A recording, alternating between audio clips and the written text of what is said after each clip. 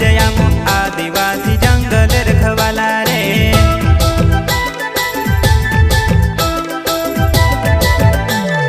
चल जंगल जमीन काज पूजे रे आदिवासी दुनिया ने रखवाला रे।